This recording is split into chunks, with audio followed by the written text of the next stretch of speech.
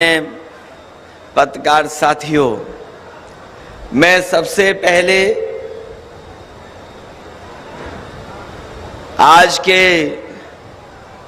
सम्मेलन में जो आप लोगों ने चुना है, प्रदेश के अध्यक्ष नरेश उत्तम जी को बहुत बहुत बधाई और बहुत बहुत शुभकामनाएं मैं देना चाहता हूं। और मुझे उम्मीद है कि आने वाले समय में जो चुनौतियां हैं उसका मुकाबला हम लोग सब मिलकर के करेंगे। संगठन के साथ साथ हमारे सभी साथी मिलकर के इस समाजवादी आंदोलन को आगे बढ़ाने का काम करेंगे। हमसे पहले स्वागत भाषण में रविदास मेहरोत्रा जी ने लखनऊ के इतिहास, लखनऊ की संस्कृति और किस तरीके से गंगा जमुनी तहजीब और हमारी ये जो मिली जुली संस्कृति है, इसमें हम लोग मिलकर के रहते हैं, उसके बारे में बताया। जहां लखनऊ शहर हमारे प्रदेश की राजधानी है, वहीं ये भी याद दिलाता है कि लखनऊ शहर में बहुत पुराना इतिहास आदि से लेकर के और ऐसा इतिहास छिपा है जिसने हमारे समाज को समय समय पर दिशा देने का काम किया है। हालांकि रविदास मेहता जी बहुत पुराने नेता हैं, इनका रिकॉर्ड तो ये है कि शायद ही कोई नेता इतना जेल गया होगा जितना रविदास मेहता जी जेल जा चुके हैं। अगर कभी रिकॉर्ड के माध्यम से देखा जाएगा तो जनहित में और जनता के सवालों पर अगर कोई सबसे ज्यादा संघर्ष कर जेल गया है तो वो रविदास मेहता निकलेंगे। हालांकि उन्होंने अपने भाषण में बहुत बड़ा सपना दिखा दिया हम लोगों को, लेकिन मैं अपने प्रतिनिधियों के सामने कहना चाहता हूं, ये लड़ाई बड़ी है। हमारा कोई ऐसा सपना नहीं है कि हम उस स्थान पर पहुंचे, लेकिन हम समाजवादियों का ये सपना जरूर है कि जो समाज में बांटने वाली ताकतें हैं उनको सत्ता से बाहर निकालने का काम हम लोग मिलकर के करें। और अगर पीछे मुड़ करके देखें, हम जिस समय पिछला लोकसभा चुनाव था 2019 का, उस समय भी समाजवादियों ने कोशिश की थी और वो ऐतिहासिक फैसला लिया था जो ये देश के तमाम करोड़ों लोग सपना देख रहे थे कि बहुजन की ताकतें एक साथ एक मंच पर खड़ी हो जाएं। जो कभी डॉक्टर राम मनोहर लोहिया और हमारे संविधान के रचयिता जिन्होंने संविधान बनाया, बाबा साहब भीमराव अम्बेडकर जी ने देखा था, वो अपने जीते जी नहीं एक हो पाए, लेकिन 2019 में समाजवादियों ने, और मैं जानता हूं कि हमें कोई भी त्याग करना पड़ा था, हमने त्याग कर करके उस समझौते को करने का काम किया था। अगर देश में देखें, अगर किसी ने भारतीय जनता पार्टी से डट करके मुकाबला कर करके और लोकसभा की सीटों को हराने का काम किसी ने किया था तो 2019 में समाजवादी लोगों ने मिलकर के बाबा साहब भीमराव अम्बेडकर जी के सिद्धांतों को लेकर के आगे बढ़ करके उन्हें हराया था। हम लोग जो समाजवादी लोग जो चाहते थे कि बड़ी जीत हासिल हो, लेकिन जिस तरह के लोग सत्ता में हैं उन्होंने हर चीज का दुरुपयोग किया, हम कामयाब नहीं हुए। उसके बाद दोबारा समाजवादियों ने और हम लोगों ने मिलकर के 22 का चुनाव लड़ा था। जो हमारी विचारधारा से मिलते जुलते लोग थे, जो उस समय संघर्ष कर रहे थे बीजेपी को हटाने के लिए, उन सबको साथ ला करके हम लोगों ने एक मंच पर एक गठबंधन तैयार किया।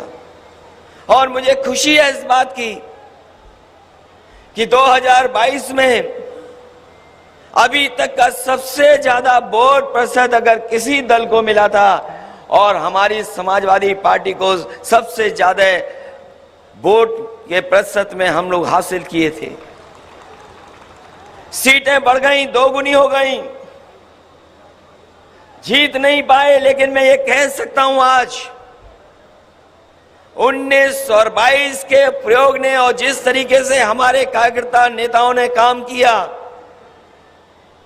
हमारी सीटें बड़ी ना हो जितनी हम लोग चाहते थे, लेकिन हम समाजवादी लोग ये जान गए हैं कि बीजेपी का मुकाबला अगर कोई कर सकता है और बीजेपी को कोई हरा सकता है तो यही समाजवादी पार्टी और समाजवादी पार्टी के कार्यकर्ताओं नेता। जो उपलब्धियां हैं हम समाजवादियों की कोई एक नहीं है।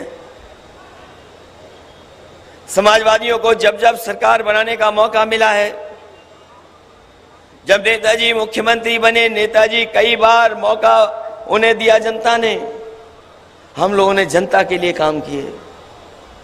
जनता की खुशहाली कैसे हो, हमारा किसान कैसे खुशहाल हो, हमारे किसान की पैदावार कैसे बढ़े, किसान की आय कैसे बढ़े, किसान को कैसे सुविधा दिया जाए। हमारे बहुत सारे समाजवादी यहाँ पुराने नेता होंगे जिन्होंने देखा होगा कि जब नेताजी सरकार में आए थे तो उन्होंने किसानों का सबसे पहले 10,000 का कर्जा माफ कर करके दिखाया था। कर्जा माफ हुआ, किसान को राहत पहुंचाई, सिंचाई से लेकर के खाद, बीज, दवाई का इंतजाम, और जो चुंगी लगा करती थी उसको भी खत्म करने का काम अगर किसी ने किया तो नेताजी ने और समाजवादियों ने कर करके दिखाया था। जब जब समाजवादी सरकार बनी, इस प्रदेश को तरक्की और खुशहाली के रास्ते पर ले जाने का काम किया। बहुत आगे बढ़ी राजनीति, चीजें बदल गईं, और जब समाजवादियों को पिछली बार मौका मिला, हमें खुशी है इस बात की कि जो काम पिछली सरकार में समाजवादियों ने करके दिखाए, वो न केवल उत्तर प्रदेश के लिए बल्कि देश के तमाम प्रदेशों के लिए वो उदाहरण पेश हुए जो समाजवादियों ने उत्तर प्रदेश में काम कर करके दिखा दिए। कोई कल्पना नहीं कर सकता था कि जो घोषणा पत्र हम लोगों ने रखा था जनता के बीच में, उसको पूरा का पूरा अमल कर करके और उससे ज्यादा काम कर करके हम लोगों ने दिखाया। जिस शहर में हम लोग बैठे हैं, हालांकि बहुत सारे हमारे नेता इस बात को कहते थे कि लखनऊ में आपने ज्यादा काम कर दिया। मुझे याद है नेताजी भी कहते थे लखनऊ में आपने बहुत समाजवादियों ने काम किया है। ये जो मेट्रो चल रही है, रिकॉर्ड टाइम में देश में अगर किसी ने बनाने का काम किया था तो समाजवादी सरकार ने शहर को मेट्रो दे दी। ये चर्चा होती थी नदियां कैसे साफ हों, और जिन्होंने अखबार पढ़ा होगा कल वो देखा होगा उन्होंने कि हाई कोर्ट ने कहा है कि गंगा को सफाई करने में ये सरकार धोखा दे रही है। और ये पहली बार कोर्ट की टिप्पणी नहीं है, कभी एनजीटी ने, कभी सुप्रीम कोर्ट ने, कभी हाई कोर्ट ने इस तरह की टिप्पणियां की हैं सरकार पर कि जिस तरीके का काम सरकार में गंगा सफाई को लेकर के और नदियां सफाई को लेकर के चल रहा है, इसमें बड़े पैमाने पर लूट और धोखा हो रहा है। अगर किसी ने उदाहरण पेश किया था कि शहर के अंदर नदियां कैसे साफ बह सकती हैं, तो समाजवादियों ने गोमती को साफ कर करके दिखाया। और आज भी ये उदाहरण है, जब कभी नदियां साफ करने का फैसला लिया जाएगा, जो मॉडल गोमती का है वही मॉडल ही अपनाना पड़ेगा। इसके अलावा कोई दूसरा मॉडल नहीं है जिससे आप नदियां साफ कर सकें।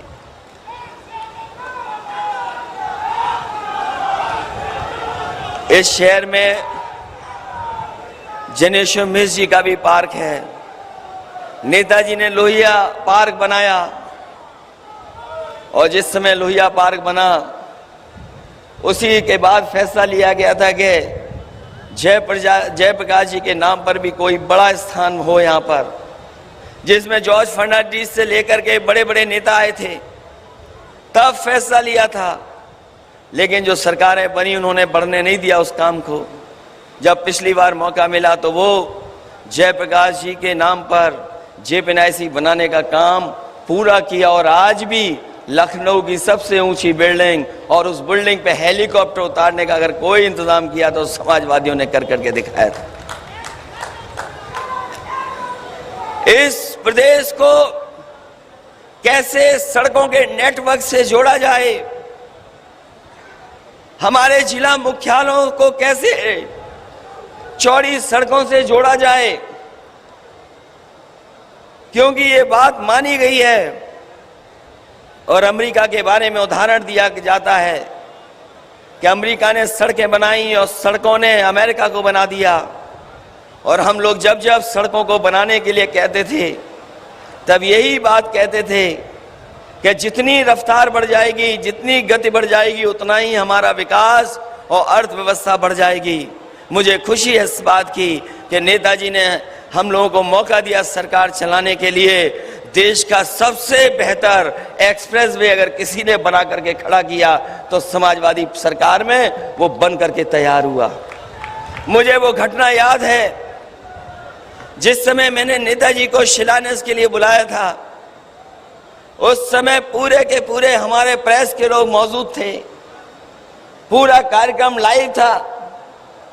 और जब शिलान्यास के लिए नेताजी को कहा कि आप शिलान्यास इस सबसे बड़े प्रोजेक्ट का करेंगे, तो नेताजी ने कहा कि हम जब कभी भी किसी योजना का शिलान्यास करते हैं तो ये बात इंजीनियर और वहाँ के अधिकारियों से पूछ लेते हैं कि इसका उद्घाटन कब होना है।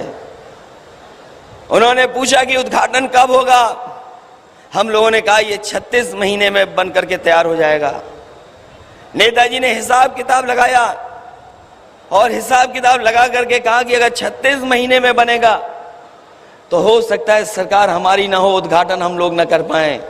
इसलिए नेताजी ने वहीं कहा कि इस हाईवे को कम से कम ऐसा जल्दी बना दो जिससे उद्घाटन करने का मौका हम लोगों को मिल जाए। उस समय देश की जो बड़ी बड़ी कंपनियां थीं, उनके जो वरिष्ठ अधिकारी थे, उनसे मैंने पूछा कि क्या आप इस प्रोजेक्ट को कम समय में बना सकते हैं, क्योंकि नेताजी चाहते हैं कि उद्घाटन हो जाए और उद्घाटन की तारीख भी तय हो जाए। उन्होंने कहा कि अगर सरकार और मुख्यमंत्री सहयोग कर देंगे तो ये सड़क कम समय में बन करके तैयार हो जाएगी। मैंने उसी समय उनसे कहा क्या आप किसी तरह का कानूनी सहयोग चाहोगे, हम लोग करेंगे। और मुझे खुशी है इस बात की कि देश का ग्रीनफील्ड 6 लेन एक्सपेंडेबल टू 8 लेन और देश का सबसे बड़ा एक्सप्रेसवे नेताजी की वजह से 21 महीने में बन करके तैयार हो गया। और जब उद्घाटन हुआ था तो आपको याद होगा देश के सबसे बेहतरीन लड़ाकू विमान उसी सड़क पर उतारने का काम समाजवादियों ने कर करके दिखाया था। चाहे वो सुकोई हो, मिराज हो और बाद में हरकुलिस उसी सड़क पर उतरा था। और जिस दिन नेताजी का जन्मदिन था, आप में से बहुत सारे लोग रहे होंगे, वो जानते होंगे कि उनके जन्मदिन के दिन आगरा लखनऊ एक्सप्रेसवे को उद्घाटन करने का काम समाजवादियों ने किया था। वो एक्सप्रेसवे केवल सड़क नहीं है, उसमें किसानों को सुविधा मिले, मंडियां बनाने का फैसला था। मंडियां अधूरी हैं, दूध के डेयरी के प्लांट थे वो अधूरे हैं। भविष्य में इन्वेस्टमेंट आए, कारखाने उद्योग लगे, उसके लिए जगह चिन्हित कर दी गई थी। जो आज सरकार कहती है कि हम लॉजिस्टिक पार्क बनाएंगे, उन लॉजिस्टिक पार्क बनाने के लिए भी जगह चिन्हित अगर किसी ने की थी तो समाजवादियों ने उसके किनारे चिन्हित की थी। जितना काम समाजवादियों ने किया उतना आगे नहीं बढ़ा, वैसा का वैसा ही है। और मुझे खुशी है इस बात की और मैं धन्यवाद देता हूं अपने किसान भाइयों को कि जिनकी वजह से कम समय में हमें जमीन लेने का मौका भी मिल गया और कहीं हमें एक जगह भी आंदोलन का सामना नहीं करना पड़ा। किसी किसान ने विरोध नहीं किया, पूरा का पूरा किसानों ने जमीन दे करके हमें एक्सप्रेस बना करके तैयार करने का मौका दिया। और वो इसलिए हुआ क्योंकि जब किसानों से बातचीत की तो जो किसानों की मांग थी उसको हम लोगों ने माना। किसान चाहते थे कि उनका सर्किल रेट से ज्यादा मिले, मार्केट भाव मिले उन्हें। मैंने 3 गुना कहा और जब फाइल पर फैसला लिया गया तो मैंने किसानों के लिए सर्किल रेट बढ़ा करके 4 गुना मुआवजा देने का फैसला लिया और उसका परिणाम ये था कि पूरी की पूरी जमीन कम समय में किसानों ने हमें दे दी। और उसके बाद जब उद्घाटन हो गया तो मंच पर हमारे तमाम पूर्वांचल के बड़े बड़े नेता बैठे हैं। बलराम यादव जी बैठे हैं, राम गोविंद चौधरी जी बैठे हैं, ओम प्रकाश जी हैं और बहुत सारे लोग सामने बैठे होंगे। पूर्वांचल की जनता के लिए समाजवादियों ने फैसला लिया कि लखनऊ से ये सड़क अब गाजीपुर और बलिया तक पहुंचेगी, क्योंकि नेताजी का क्षेत्र आजमगढ़ था, इसलिए आजमगढ़ को छूते हुए गाजीपुर और बलिया को जोड़ने का काम करेंगे। और मुझे खुशी है कि उसी समय की डिजाइन, उसी समय के जितने भी स्पेसिफिकेशन थे, जो आगरा लखनऊ के स्पेसिफिकेशन उनसे बेहतर स्पेसिफिकेशन, और ये सड़क कैसे आगरा लखनऊ से बेहतर बने, इसलिए पूर्वांचल को भी जोड़ने के लिए और सीधा दिल्ली से जोड़ने के लिए वो सड़क बनाई थी। समाजवादियों ने अगर डिजाइन न की होती सड़क के ऊपर हवाई जहाज उतरने का फैसला न लिया होता तो हमारे देश के प्रधानमंत्री भी उस सड़क पर हरक्यूलिस विमान से नहीं उतर पाते। अगर किसी की देन है, समाजवादियों की देन है, जिसकी वजह से वैसी सड़क बनी और देश के प्रधानमंत्री हरक्यूलिस हवाई जहाज से उतर पाए। न केवल सड़क, बिजली को लेकर के बड़े बड़े फैसले लिए और बिजली का इतना इंतजाम कर दिया है कि आने वाले 50 साल भी उत्तर प्रदेश की जनता को कोई नया कारखाना नहीं लगाना पड़ेगा।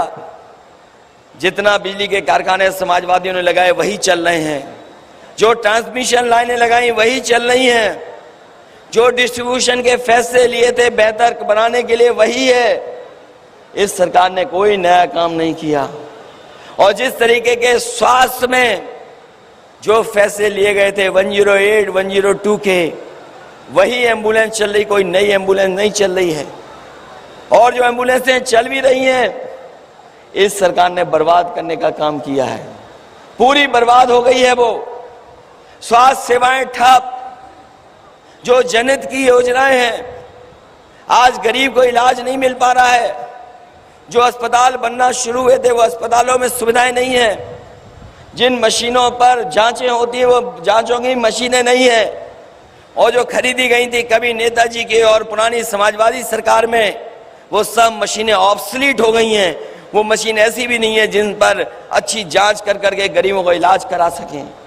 मुझे तो लगता है ये सरकार जानबूझ करके हमारी सरकारी व्यवस्था को ध्वस्त करना चाहती है, और सरकारी व्यवस्था को इसलिए ध्वस्त करना चाहती है जिससे कि इसको भी प्राइवेट हाथों में बांट दें। जिस तरीके से बहुत सारी संस्थाएं प्राइवेट हाथों में चली गईं, ये सरकार चाहती है कि ये भी प्राइवेट हाथ में चले जाएं। आज रोजगार से लेकर के नौकरी का संकट है, रोजगार और नौकरियां नहीं हैं। नौकरियों का जहां तक सवाल है, जो हमें संविधान में अधिकार और संविधान में जो हमें अधिकार मिले हैं, उन अधिकारों को छेड़छाड़ कर करके जानबूझ करके सरकार हमारे बहुजन समाज को पीछे छोड़ना चाहती है। नौकरियां नहीं, रोजगार नहीं, और प्रदेश और देश को किस दिशा में ले जा रहे हैं। इसलिए आज जब प्रतिनिधि आए हैं, मैं आप सब लोगों का स्वागत करता हूं, बधाई देता हूं इस कार्यक्रम के लिए। आपने जो सदस्यता का कार्यक्रम चलाया उसके लिए भी बधाई। समय समय पर आंदोलन को लेकर के और पार्टी ने जो कार्यक्रम दिए उनको चलाने का जो काम किया है आपने, उसके लिए मैं आपको धन्यवाद देता हूं। मैं बधाई देता हूं कि आज के राज्य सम्मेलन में आए हुए प्रतिनिधियों को, और कल जब राष्ट्रीय सम्मेलन होगा, कल राष्ट्रीय प्रतिनिधि बैठेंगे, मैं सभी लोगों का स्वागत करता हूं और बधाई देता हूं जो आप इतनी दूर से उत्तर प्रदेश के कोने कोने से चल करके आए हैं। ये प्रदेश है जो न केवल उत्तर प्रदेश की राजनीति को बदलेगा, बल्कि समय आने वाले देश की राजनीति को भी बदलने का काम इसी प्रदेश की जनता करेगी। और जब देश की राजनीति बदले तो हम समाजवादियों की भूमिका अलग से दिखाई दे।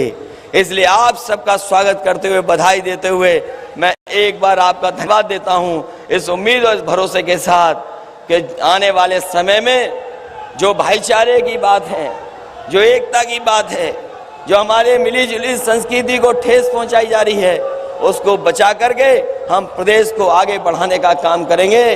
और हम लोगों को जो भी संघर्ष करना पड़ेगा, आने वाले समय में पार्टी तय करके के हम लोग संघर्ष का रास्ता अपना करके इस सरकार के आगे हम लोग टकराने का भी काम करेंगे तो करने का काम करेंगे। इन्हीं शब्दों के साथ आप सबको बहुत बहुत धन्यवाद। और प्रदेश के नए अध्यक्ष जो चुने गए हैं, मैं उनको भी बधाई देता हूं और इस उम्मीद और भरोसे के साथ कि आने वाले समय में सबसे बेहतर संगठन और सबसे अनुशासन के साथ अगर कोई दल दिखाई देगा तो वो